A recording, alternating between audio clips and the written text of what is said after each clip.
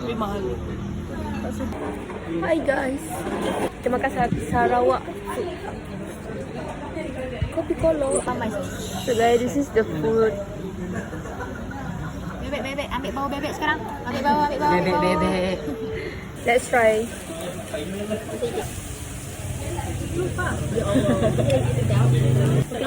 Ika je like dia mi Kolo.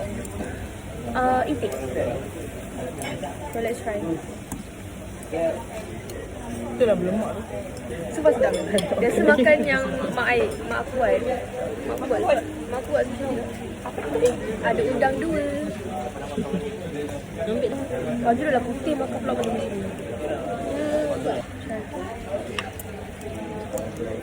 Pedas je. Aku makan main punya lah. Semua tak pedas ni. Tak tu Syah punya. Kita tengok lagi Aku dah. makan main punya. 3 ni aku campur.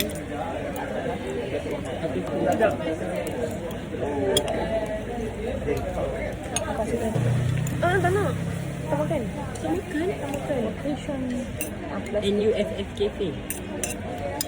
Okay guys, kalau dia tak gila. Nampak itik dia banyak tau. Tak kedai sikit memang. Yang ni sup dia sedap. Lepas tu mi Kolo. Syah punya sama je tapi dia seafood. Yes, ada ni. Seafood dia apa je? So, dia ada clam. 2 clam dengan sotong. Aku dah makan ni sotong ni. And mi classic one. Yang ni mi Kolo Ika tadi. Dia macam Ayah bagi tahu. dia macam Maggi tapi demi. Dia macam vitamin mi. Yang buat lain perancang ni. Kita aku ambil satu. Ambil bebek. Salah pula. Ini je. Itik. Bebek. Sama je. Kenapa nak makan bebek ke bebek? Pada bebek. Tadi baru dia cakap dia pernah makan bebek. Bebek. Sudah.